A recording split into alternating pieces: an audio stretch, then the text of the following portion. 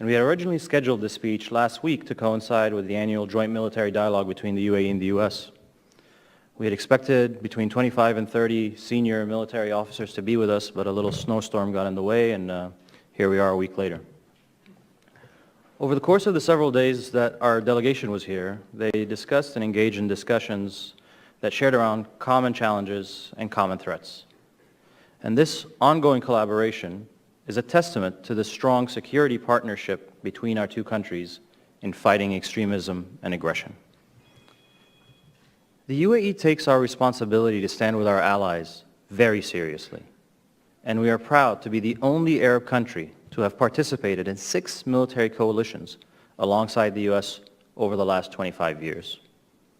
For more than 12 years, we fought with your soldiers in Afghanistan, and we were also with you in Kosovo, Somalia, and Libya. We host more than 4,000 US personnel at Al Dhafra Air Base in Abu Dhabi, and Jabal Ali port in Dubai is the most frequent port of call for the Navy outside of America. Years of close cooperation with the US have helped strengthen the UAE military into a potent force in its own right.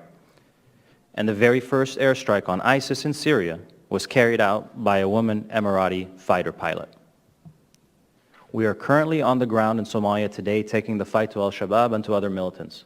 And we are deployed in Yemen to help restore the legitimate government and to confront Iranian interference in the Arabian Peninsula.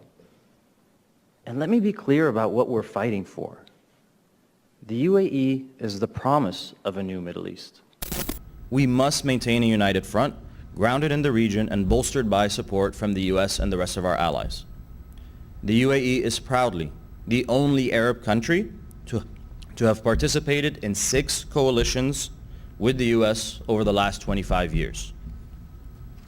And in the current campaign against ISIS and other violent extremists, the US, the UAE Air Forces have functioned as a single force. UAE and US pilots have flown joint missions against a common enemy. And as the fight against ISIS continues, the UAE remains steadfast in its regional leadership role. This commitment reflects the sentiment in my country where 100% of people recently polled deemed ISIS a serious problem. The same exact sentiment brought us to Afghanistan, where we fought with the United States for 12 years. It's why we've gone to Somalia to fight al-Shabaab, and it's why we continue to consider where else and how else we can contribute to the fight.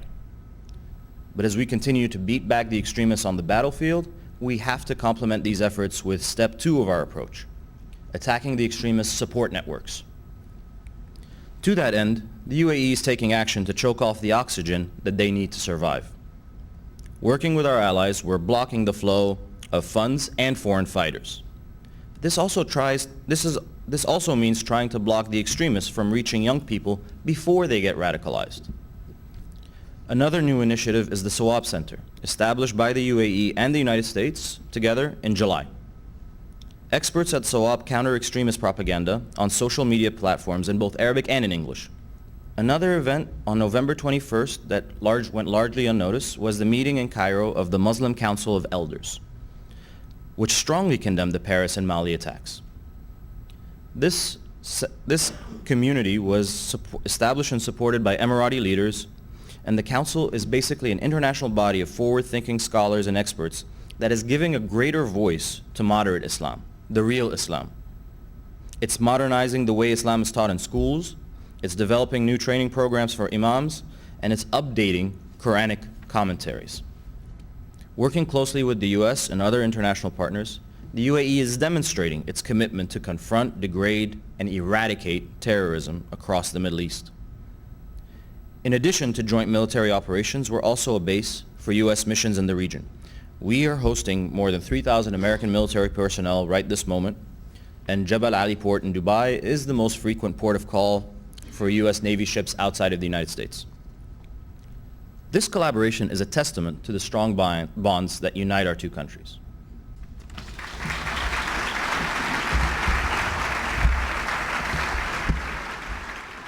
لمزيد من التواصل مع قناة شؤون عربية يرجى الاشتراك ومتابعة الحسابات التالية. تابعونا على موقع تويتر. اشترك الآن في قناة اليوتيوب. تابعونا على الفيسبوك. تابعونا على جوجل بلس. تابعونا على انستغرام. بادر بالاشتراك في هذه المواقع كي تحصل على كل جديد. وشكرا لمتابعتكم قناة شؤون عربية.